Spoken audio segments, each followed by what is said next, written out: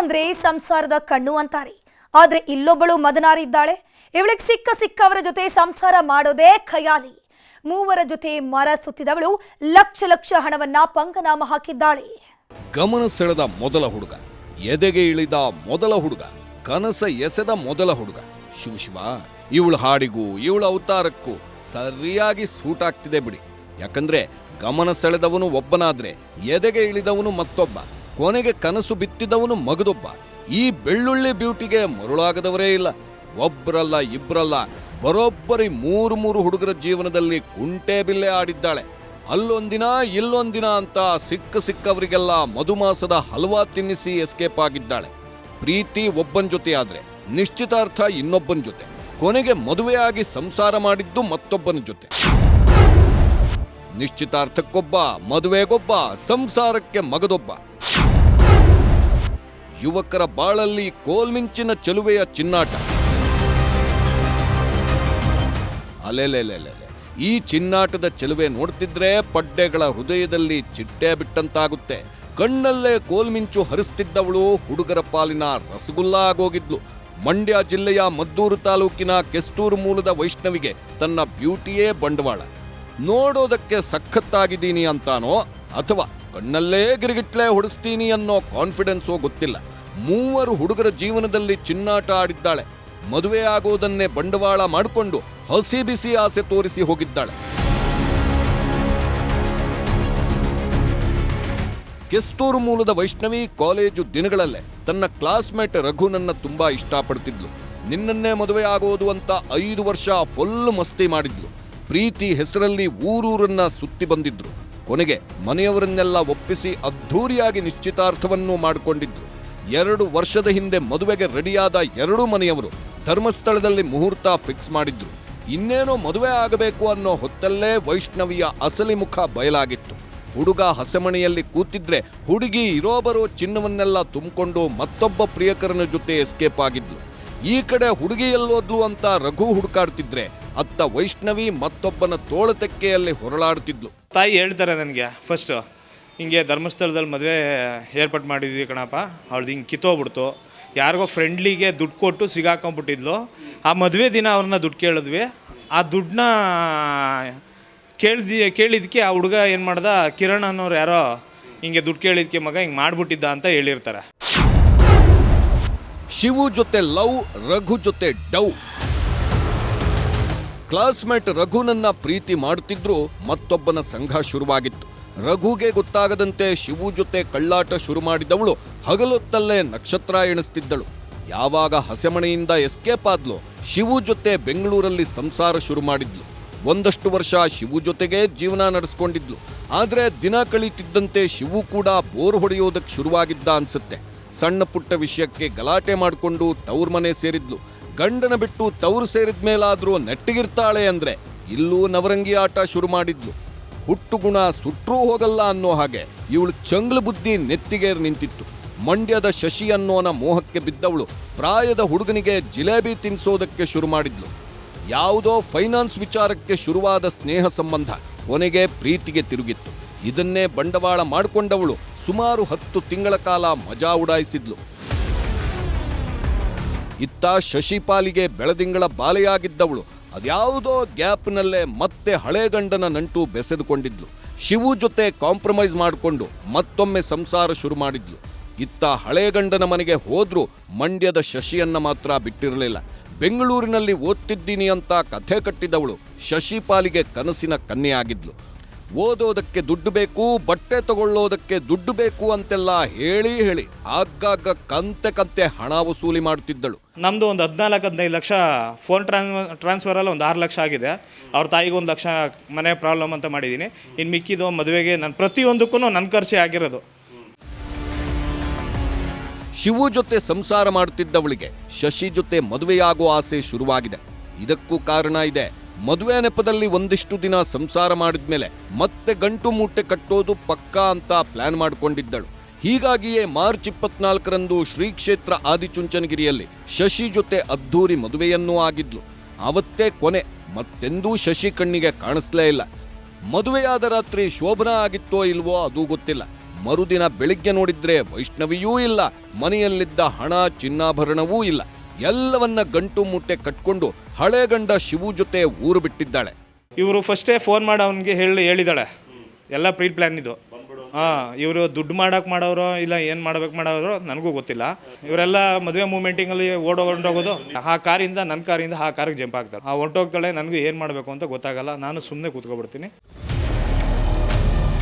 ಯಾವಾಗ ಮದುವೆಯಾದ ಒಂದೇ ದಿನಕ್ಕೆ ಹೆಂಡತಿ ಕಾಣದಂತಾದ್ಲೋ ಇಡೀ ಮನೆಯವರು ಕಂಗಾಲಾಗಿದ್ದಾರೆ. ಎಲ್ಲೋದ್ಲು ಮದುಮಗಳು ಅಂತ ಇಡೀ ಊರು ಹುಡುಕಿದ್ರು. ಕೊನೆಗೆ ದಿಕ್ಕು ಕಾಣದೆ ಮಂಡ್ಯದ ಮಹಿಳಾ ಪೊಲೀಸ್ ಠಾಣೆಗೆ ಬರುತ್ತಿದ್ದಂತೆ ವೈಷ್ಣವಿಯ ಅಸಲಿ ಕಹಾನಿ ಬಯಲಾಗಿದೆ.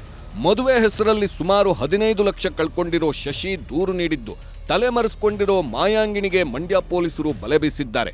ಒಟ್ನಲ್ಲಿ ಬೆಣ್ಣೆಯಂತ ಬ್ಯೂಟಿ ಸಿಕ್ಲು ಅಂತ ಹಿಂದೆ ಮುಂದೆ ಯೋಚನೆ ಮಾಡದೆ ಹಸೆಮಣೆ ಏರಿದ್ರೆ ಏನಾಗುತ್ತೆ ಅನ್ನೋದಿಕ್ಕೆ ಈ ಸ್ಟೋರಿಯೇ ಬೆಸ್ಟ್ ಎಕ್ಸಾಂಪಲ್.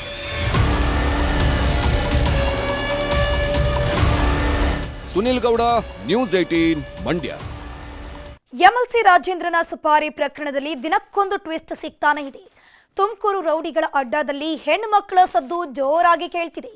ಸುಪಾರಿ ಹಿಂದಿನ ಸತ್ಯ ಬಿಚ್ಚಿಟ್ಟವಳ ಅಸಲಿ ಕಥೆ ಇಲ್ಲಿದೆ ನೋಡಿ.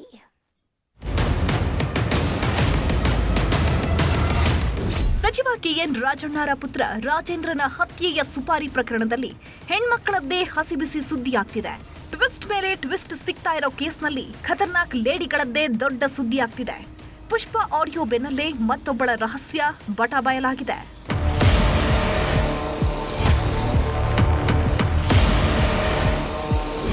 ಇವಳೇ ನೋಡಿ, ರಾಜೇಂದ್ರ ಸುಪಾರಿಯ ಒಳಸಂಚನ್ನ ಬಾಯ್ಬಿಟ್ಟ ಮಹಾನಾಯಕಿ. ಹೆಸರು ಯಶೋಧ ಅಂತ. ಈಕೆ ಏನ್ ಸಾಮಾನ್ಯಳಲ್ಲ. ರೌಡಿ ಸೋಮನ ಬಲಗೈ ಭಂಟ, ಗುಂಡ ಅಲಿಯಾಸ್ ಸ್ಟೀಫನ್ನ ಪ್ರಾಣ ಪ್ರೇಯಸಿ. ತುಮಕೂರನ್ನೇ ನಡುಗಿಸ್ತಿದ್ದ ರೌಡಿಯನ್ನ ತನ್ನ ಪ್ರೀತಿ ಬಲೆಯಲ್ಲಿ ಕಟ್ಟಾಕಿದವಳು ಇವಳು. ಹೀಗಾಗಿಯೇ ತುಮಕೂರಿನ ರಕ್ತ ಚರಿತ್ರೆಯ ಪ್ರತಿಯೊಂದು ವಿಷಯವೂ ಈಕೆ ಕಿವಿಗೆ ಬೀಳ್ತಾ ಇದ್ವು. ಆಪರೇಷನ್ ಆಗಿರ್ಲಿ, ಸುಪಾರಿ ಆಗಿರ್ಲಿ, ಎಲ್ಲಿ ಸ್ಕೆಚ್ ಹಾಕೋದು, ಯಾರಿಗೆ ಮುಹೂರ್ತ ಇಡೋದು, ಇದೆಲ್ಲವೂ ಈಕೆಗೆ ಗೊತ್ತಾಗ್ತಿತ್ತು. ಅಷ್ಟರ ಮಟ್ಟಿಗೆ ನೆಟ್ವರ್ಕ್ ಇಟ್ಕೊಂಡಿದ್ಲು.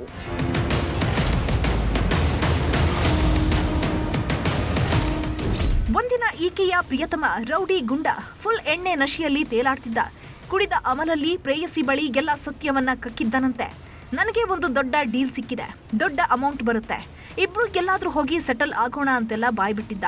ದೊಡ್ಡ ಅಮೌಂಟ್ ಅಂತಿದ್ದಂತೆ ಆಂಟಿ ಯಶೋಧ ಕಿವಿ ನೆಟ್ಟಗಾಗಿದ್ವು. ಕೆದಕಿ ಏನ್ ಡೀಲ್ ಅಂತೆಲ್ಲ ಕೇಳಿದ್ಲು. ಡಬಲ್ ಮರ್ಡರ್ ಡೀಲ್ ಸಿಕ್ಕಿದೆ. ಒಂದು ಎಂಎಲ್ಸಿ ರಾಜೇಂದ್ರ ಹಾಗೂ ಮತ್ತೊಬ್ಬ ರೌಡಿ ಪ್ರಸಿಯನ್ನ ಮುಗಿಸೋದಕ್ಕೆ 70 ಲಕ್ಷ ಡೀಲ್ ಕೊಟ್ಟಿದ್ದಾರೆ. ಇದರ ಬ್ಲೂ ಪ್ರಿಂಟ್ ಕೂಡ ರೆಡಿ ಇದೆ ಅಂತ ಎಲ್ಲ ವಿಷಯ ಕಕ್ಕಿದ್ದ. ಇದನ್ನ ಕೇಳ್ಕೊಂಡು ಸುಮ್ಮನಾಗಿದ್ರೆ ನಡೆಯಬಾರದ್ದು ನಡೆದು ಹೋಗ್ತಿತ್ತೋ ಏನೋ. ದೊಡ್ಡ ಡೀಲ್ ಅನ್ನೋ ಗುಂಗಿನಲ್ಲಿದ್ದವಳು ತನ್ನ ಸ್ನೇಹಿತೆ ಹಾಗೂ ಹೋಟೆಲ್ ಆಂಟಿ ಪುಷ್ಪ ಬಳಿ ಎಲ್ಲ ವಿಷಯ ಊದಿದ್ದಾಳೆ. ಅಲ್ಲೇ ನೋಡಿ, ಸುಪಾರಿ ವಿಷಯ ಬಯಲಾಗಿದ್ದು. ಮೊದಲೇ ಸೋಮನ ಮೇಲೆ ಸಿಟ್ಟಾಗಿದ್ದ ಪುಷ್ಪ ಸುಪಾರಿ ವಿಷಯವನ್ನ ಎಲ್ಲ ಕಡೆ ಲೀಕ್ ಮಾಡಿದ್ಲು.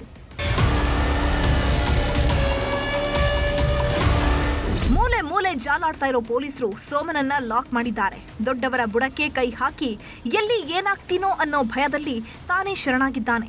ಒಟ್ನಲ್ಲಿ ಸುಪಾರಿ ಪ್ರಕರಣದಲ್ಲಿ ದಿನಕ್ಕೊಬ್ಬರು ಲಾಕ್ ಆಗ್ತಾ ಇದ್ದು, ಮುಂದೆ ಯಾರೆಲ್ಲ ಹೆಸರು ಬಯಲಾಗುತ್ತೋ ಕಾದು ನೋಡಬೇಕು. ವಿಠಲ್, ನ್ಯೂಸ್ 18 ತುಮಕೂರು. ಅವರಿಬ್ರು ಅಕ್ಕಪಕ್ಕದ ಮನೆಯವರು. ಮಾತಲ್ಲಿ ಶುರುವಾದ ಸ್ನೇಹ ಒಂದ್ ಹೆಜ್ಜೆ ಮುಂದೆ ಹೋಗಿತ್ತು. ಇದನ್ನೇ ಅಸ್ತ್ರ ಮಾಡ್ಕೊಂಡವ ಹೆಣ್ಮಗಳ ಪಾಲಿಗೆ ರಾಕ್ಷಸನಾಗಿದ್ದ. ಪಾಗಲ್ ಪ್ರೇಮಿಯ ಹುಚ್ಚಾಟಕ್ಕೆ ಅಮಾಯಕಿ ಸಾವು ಬದುಕಿನ ಮಧ್ಯೆ ಹೋರಾಡ್ತಿದ್ದಾಳೆ.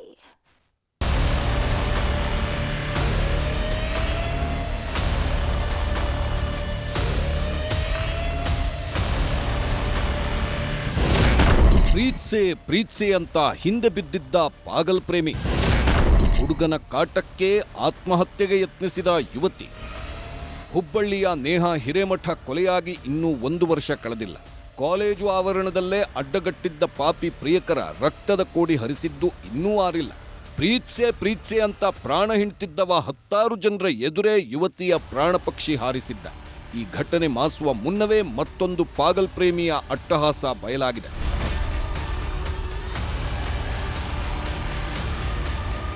ಧಾರವಾಡ ಜಿಲ್ಲೆಯ ಕುಂದಗೋಳದ ಸಿರಾಜ್ ಹಾಗೂ ವಿದ್ಯಾ ಅಕ್ಕಪಕ್ಕದ ಮನೆಯವರು. ಹೀಗಾಗಿಯೇ ಇಬ್ಬರ ಮಧ್ಯೆ ಸಲುಗೆ ಶುರುವಾಗಿತ್ತು. ಇದೇ ಸಲುಗೆ ಸ್ನೇಹದಿಂದ ಮತ್ತೊಂದು ಹೆಜ್ಜೆ ಮುಂದೆಯೂ ಹೋಗಿತ್ತು. ಆದ್ರೆ ಇತ್ತೀಚೆಗೆ ಸಿರಾಜ್ನ ಕಾಟ ಜಾಸ್ತಿ ಆಗ್ತಿದ್ದಂತೆ ಯುವತಿ ದೂರವಾಗಿದ್ಲು. ಆದ್ರೆ ಹಿಂದಿಂದೆ ಬರ್ತಿದ್ದ ಪಾಗಲ್ ಪ್ರೇಮಿ ಬೆದರಿಕೆ ಹಾಕುವುದಕ್ಕೆ ಶುರು ಮಾಡಿದ್ದಾನೆ. ನಾನು ಹೇಳಿದಂತೆ ಕೇಳದಿದ್ರೆ ನಿನ್ನ ಖಾಸಗಿ ಫೋಟೋ ವಿಡಿಯೋ ವೈರಲ್ ಮಾಡ್ತೀನಿ ಅಂತ ಬ್ಲ್ಯಾಕ್ ಮೇಲ್ ಮಾಡುತ್ತಿದ್ದ. ನಿನ್ನೆ ರಂಜಾನ್ ಹಬ್ಬದ ದಿನವೂ ಯುವತಿ ಇದ್ದ ಹಾಸ್ಟೆಲ್ ಬಳಿ ಬಂದು ಗಲಾಟೆ ಮಾಡಿದ್ದಾನೆ. ಇದರಿಂದ ಮನನೊಂದ ವಿದ್ಯಾ ಆತ್ಮಹತ್ಯೆಗೆ ಯತ್ನಿಸಿದ್ದಾಳೆ. ಫೋಟೋ ಗಿಟ ನಿಮ್ಗೆ ಅದಾವು, ನಾನು ನಿಮ್ಗೆ ಸೋಷಿಯಲ್ ಮೀಡಿಯಾದಾಗ ಹಾಕಿಸ್ತೀನಿ, ಅವ್ರಿಗೆ ಹಾಕಿಸ್ತೀನಿ, ನಾ ಕೊಡ್ತೀನಿ, ನೀ ಏನು ಮಾಡ್ತೀವಿ ಮಾಡಿ, ನಿಮ್ಮ ಅಪ್ಪಾಜಿ ನಿಮ್ಮ ಮಮ್ಮಿಗೆ ಹೇಳ್ತೀನಿ, ನಮ್ಗೇನು ಗೊತ್ತಿಲ್ಲ ಸರ್ ಅದ್ರ ಬಗ್ಗೆ. ಹೇಳಿ ನಮ್ಮ ಅಪ್ಪಾಜಿ ನಮ್ಮ ಮಮ್ಮಿಗೆ ನಿಮ್ಗೆ ಸಾಯಿಸ್ತೀನಿ, ಬ್ಲ್ಯಾಕ್ಮೇಲ್ ಮಾಡೋದು ಸರ್, ಬಟ್ಟೆ ಮಾಡ್ತೀನಿ ಅಂತಂದು ಹೇಳಿದ ಕೂಡಲೇ ನಮ್ಮ ಮಗಳಿಗೆ ಮಾಡಬೇಡ ಸರ್. ಅದು ದೊಡ್ಡ 650 ಅಂತ ಒಂದು ಗುಳಿಗೆ ಐತೆ ಸರ್, 12 ಗುಳಿಗೆ ತೊಗೊಂಡ ಸರ್. ಆತ್ಮಹತ್ಯೆಗೆ ಯತ್ನಿಸಿದ ವಿದ್ಯಾಳನ್ನ ಕಿಮ್ಸ್ ಆಸ್ಪತ್ರೆಗೆ ದಾಖಲಿಸಲಾಗಿದ್ದು, ಆರೋಪಿ ಸಿರಾಜ್ನನ್ನ ಪೊಲೀಸರು ಲಾಕ್ ಮಾಡಿದ್ದಾರೆ. ಯುವತಿ ಮೇಲೆ ದೈಹಿಕವಾಗಿ ಹಲ್ಲೆ ಮಾಡಿದ್ದರ ಬಗ್ಗೆ ನಮಗೆ ಮಾಹಿತಿ ಇದೆ, ಹೀಗಾಗಿ ಕಟ್ಟುನಿಟ್ಟಿನ ಕ್ರಮ ಕೈಗೊಳ್ಳುತ್ತೀವಿ ಅಂತ ಪೊಲೀಸ್ ಆಯುಕ್ತ ಎನ್ ಶಶಿಕುಮಾರ್ ಹೇಳಿದ್ದಾರೆ. ಯುವತಿ ಮತ್ತು ಆರೋಪಿ ಇಬ್ರು ಕುಂದಗೋಳ ಮೂಲದವರು, ಮತ್ತೆ ಮೊದಲಿಂದ ಸ್ವಲ್ಪ ಪರಿಚಯ ಇದ್ದಂಥವ್ರು. ಆ ಪರಿಚಯದ ಹಿನ್ನೆಲೆಯಲ್ಲಿ ಆ ಹುಡುಗ ಈಕೆಗೆ ವಿವಿಧ ರೀತಿಯಲ್ಲಿ ತೊಂದರೆ ಕೊಡುವಂಥದ್ದು, ಮತ್ತೆ ನನ್ನೇ ಪ್ರೀತಿಸು, ಮತ್ತೆ ನನ್ನೇ ಮದುವೆ ಆಗುವಂತೆಲ್ಲ ಪೀಡಿಸಿರುವಂಥದ್ದು. ಮತ್ತೆ 2 ದಿನಗಳ ಹಿಂದೆ ಆಕೆಯನ್ನ ಭೇಟಿ ಮಾಡ್ಲಿಕ್ಕೆ ಬಂದಾಗ ಆಕೆಗೆ ಕೈ ಸ್ವಲ್ಪ ತಿರುಗೋದ್ರ ಮುಖಾಂತರ ಹಲ್ಲೆ ಕೂಡ ಪ್ರಯತ್ನ ಮಾಡಿದ ಅನ್ನೋಂಥದ್ದು ನಮಗೆ ಫಿರ್ಯಾದಲ್ಲಿ ಕಂಡು ಬಂದಿದೆ. ಆ ಪ್ರಕಾರ ಆರೋಪಿಯನ್ನ ನಾವು ಈಗಾಗಲೇ ಅರೆಸ್ಟ್ ಮಾಡಿದ್ದೇವೆ, ಮತ್ತೆ ಪ್ರಕರಣವನ್ನ ಅತ್ಯಂತ ಸಮಗ್ರವಾಗಿ ತನಿಖೆ ಮಾಡಿದ್ದೇವೆ. ಯಾವಾಗ ಈ ಸುದ್ದಿ ದೊಡ್ಡದಾಯಿತು, ಹಿಂದೂ ಸಂಘಟನೆಗಳು ಕೆರಳಿ ಕೆಂಡವಾಗಿವೆ. ನೇಹಾ ಪ್ರಕರಣದಂತೆಯೇ ಇದು ಕೂಡ ಲವ್ ಜಿಹಾದ್ ಅಂತ ಆರೋಪಿಸುತ್ತಿದ್ದಾರೆ. ಸಿರಾಜ್ ಹಂಚನಾಳ್ ಎಂಬ ಮುಸ್ಲಿಂ ಹುಡುಗ ವಿದ್ಯಾ ಅನ್ನುವಂಥ ಒಂದು ಹಿಂದೂ ಹುಡುಗಿಯನ್ನ 7-8 ವರ್ಷಗಳಿಂದ ಪ್ರೀತಿ ಮಾಡುವ ನೆಪದಲ್ಲಿ ಅವಳಿಗೆ ಹರಾಸ್ಮೆಂಟ್ ಮಾಡಿದ್ದಾನೆ, ಅವಳಿಗೆ ಹೊಡೆದಿದ್ದು ಅಷ್ಟೇ ಅಲ್ಲದೆ ಅವಳ ಪ್ರೈವಸಿ ಫೋಟೋಗಳನ್ನು ಇಟ್ಕೊಂಡು ಬ್ಲ್ಯಾಕ್ ಮೇಲ್ ಮಾಡಿದ್ದಾನೆ. ಈ ಬ್ಲ್ಯಾಕ್ ಮೇಲ್ ತಾಳಾಡದೇನೆ ಆ ವಿದ್ಯಾ ಅನ್ನುವಂಥ ಹಿಂದೂ ಹುಡುಗಿ ನಿನ್ನೆ ಪಾಯ್ಸನ್ ತಗೊಂಡು ಸುಸೈಡ್ ಅಟೆಂಪ್ಟ್ ಮಾಡ್ಕೊಂಡಿದ್ದಾಳೆ. ಈಗ ಬದುಕು ಸಾವಿನಲ್ಲಿ ಹೋರಾಡ್ತಾ ಇದ್ದಾಳೆ ಅವಳು. ಈ ರೀತಿ ಲವ್ ಜಿಹಾದ್ ಮಾಡುವಂತ ಯಾರಿದ್ದಾರೆ, ಯಾವ ರೀತಿ ಹಿಂದೂ ಹೆಣ್ಮಕ್ಳನ್ನ ಹರಾಸ್ಮೆಂಟ್ ಮಾಡ್ತಾ ಇದ್ದಾರೆ, ಅವರಿಗೆ ಕಠಿಣ ಶಿಕ್ಷೆ ಆಗಬೇಕು. ವಿದ್ಯಾ 15ರಿಂದ 20 ಮಾತ್ರೆ ಸೇವಿಸಿರೋದ್ರಿಂದ ಆರೋಗ್ಯ ಸ್ಥಿತಿ ಚಿಂತಾಜನಕವಾಗಿದ್ದು 3 ದಿನಗಳ ಕಾಲ ಅಬ್ಸರ್ವೇಷನ್ನಲ್ಲಿಟ್ಟಿದ್ದಾರೆ. ಒಟ್ನಲ್ಲಿ ಅಕ್ಕಪಕ್ಕದ ಮನೆಯವರು ಅಂತ ಶುರುವಾದ ಸ್ನೇಹ ಜೀವಕ್ಕೆ ಕಂಟಕವಾಗಿರೋದಂತೂ ಸುಳ್ಳಲ್ಲ.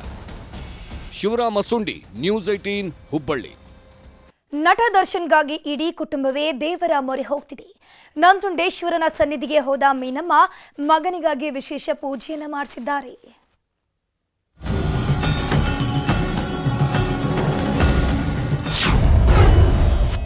ಮಗನಿಗಾಗಿ ಮೀನಮ್ಮ ನಂಜುಂಡೇಶ್ವರನ ಮೊರೆ. ತಾಯಿ ಪ್ರೀತಿ ಅಂದ್ರೇನೆ ಹಾಗೆ. ಮಕ್ಕಳು ಏನೇ ತಪ್ಪು ಮಾಡಿರ್ಲಿ, ಹೆತ್ತವರನ್ನ ದೂರವೇ ಇಟ್ಟಿರ್ಲಿ, ಆದ್ರೆ ತಾಯಿ ಪ್ರೀತಿ ಕಡಿಮೆನೇ ಆಗಲ್ಲ. ಮಕ್ಕಳ ಮೇಲಿನ ಮಮಕಾರ ಮರೆಯಾಗಲ್ಲ. ದರ್ಶನ್ ವಿಷಯದಲ್ಲೂ ಇದೇ ಆಗ್ತಿದೆ. ದರ್ಶನ್ ಜೈಲಿಂದ ಬಂದಿದ್ದು ಹೆತ್ತವಳನ್ನ ಪೂಜಿಸೋದಕ್ಕೆ ಶುರು ಮಾಡಿದ್ದಾರೆ. ಹೆತ್ತವಳ ಖುಷಿಯೇ ನನ್ನ ಖುಷಿ ಅಂತ ಮನೆ ಮುದ್ದಿನ ಮಗನಾಗಿದ್ದಾರೆ. ಹೀಗಾಗಿಯೇ ಮಗನ ಒಳಿತಿಗಾಗಿ ಮೀನಮ್ಮ ಮೇಲಿಂದ ಮೇಲೆ ದೇವರ ಮೊರೆ ಹೋಗ್ತಿದ್ದಾರೆ. ತಿಂಗಳ ಹಿಂದೆ ಚಾಮುಂಡೇಶ್ವರಿ ಮುಂದೆ ಬೇಡ್ಕೊಂಡು ಬಂದಿದ್ದ ಮೀನಮ್ಮ ಈಗ ನಂಜುಂಡೇಶ್ವರನ ದರ್ಶನ ಪಡೆದಿದ್ದಾರೆ.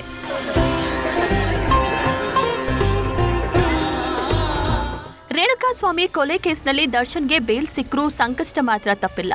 ಹೀಗಾಗಿಯೇ ಮೀನಾ ತೂಗುದೀಪ್ ನಂಜನಗೂಡಿನ ನಂಜುಂಡೇಶ್ವರನ ಸನ್ನಿಧಿಯಲ್ಲಿ ವಿಶೇಷ ಪೂಜೆ ಸಲ್ಲಿಸಿದ್ದಾರೆ. ಎಲ್ಲರಿಗೂ ಒಳಿತಾಗಲಿ ಅಂತ ದೇವರಲ್ಲಿ ಪ್ರಾರ್ಥಿಸಿದ್ದಾರೆ.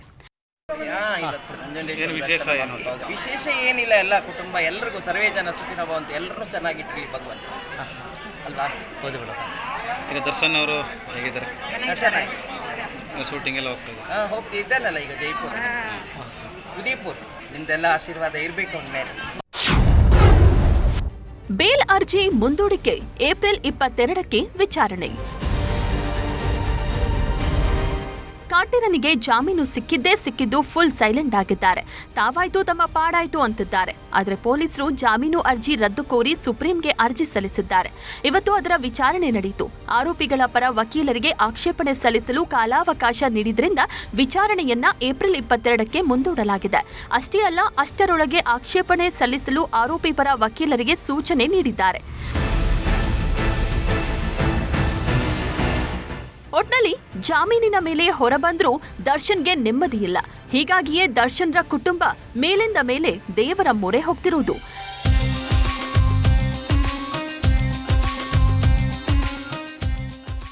ಕ್ಯಾಮರಾ ಪರ್ಸನ್ ರಾಹುಲ್ ಜೊತೆ ಆನಂದ್ KS, ನ್ಯೂಸ್ 18, ಮೈಸೂರು.